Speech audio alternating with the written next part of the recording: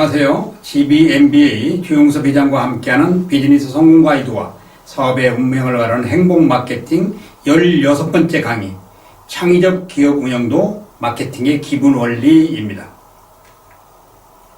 비즈니스에서 가장 중요한 것은 비즈니스 모델을 만드는 것입니다. 이 모델을 통해 비즈니스 성공을 만들 수 있습니다. 비즈니스 모델에서 가장 중요한 것은 마케팅입니다. 마케팅은 경험되어진 과학이라고 말할 수 있습니다.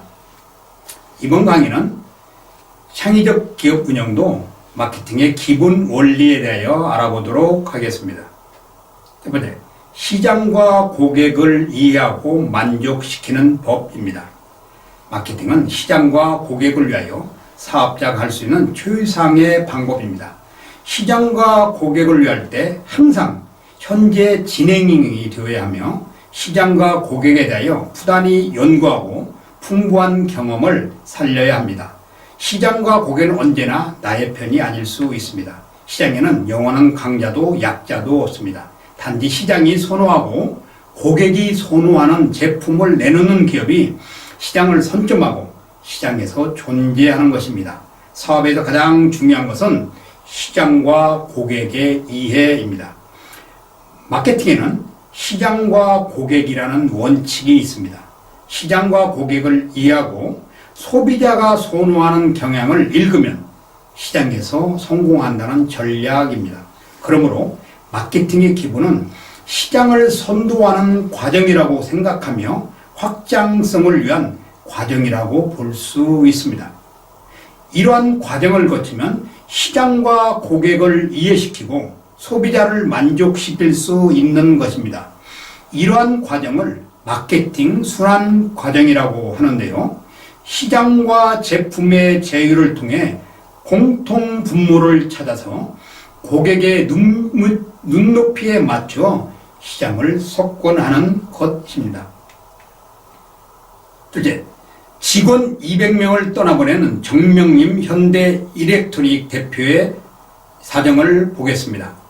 현대중공업그룹 계열사인 현대일렉트로닉 정명림 대표이사 사장이 비상경영체제를 선언하고 직원 200여 명을 현대중공업으로 떠나보냈습니다. 국내외 에너지 정책 기조 변화로 인한 현대일렉트로닉의 실적 저하에 따른 조치로 현대선박 수주 물량 증가로 일손이 모자란 현대중공업과 협력한다는 계획이었습니다. 현대일렉트로닉은 발전기, 선박용, 배전반, 변압기, 차단기 등을 제조하는 회사입니다.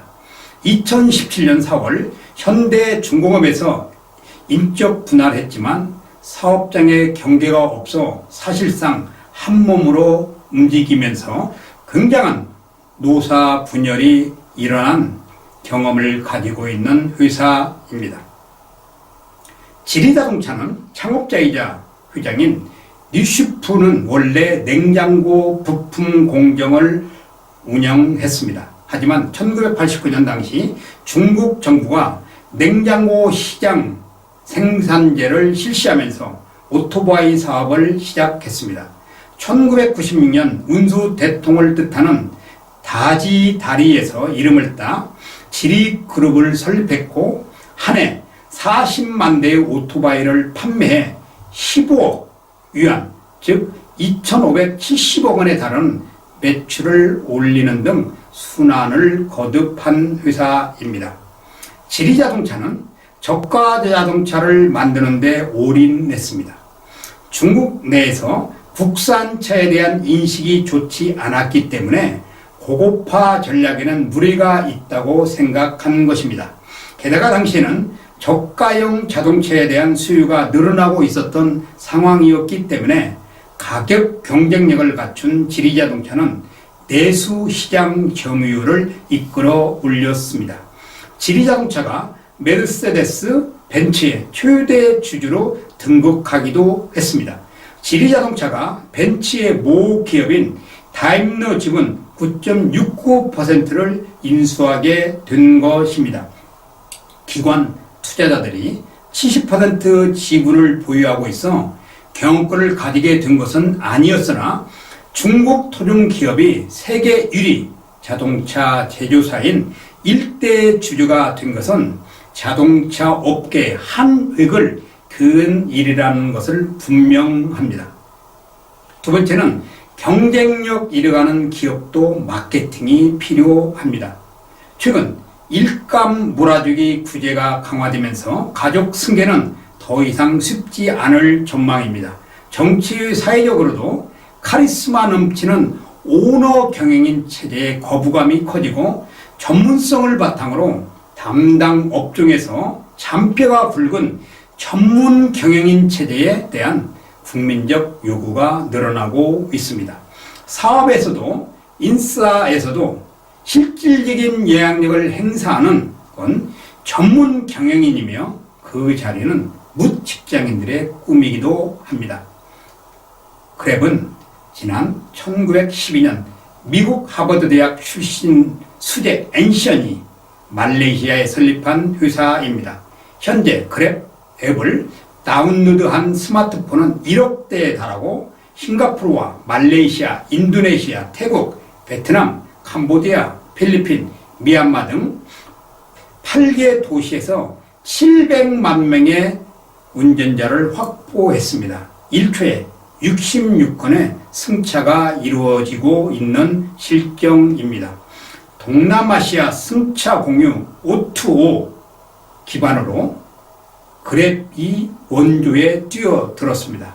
세계 최대 송유 공유업체 우버가 지난 동안 동남아시아 8개 국가에서 사업 부문을 후발 업체인 그랩에 매각하면서 사실상 동남아 시장에서 두 손 두 발을 든 우버입니다.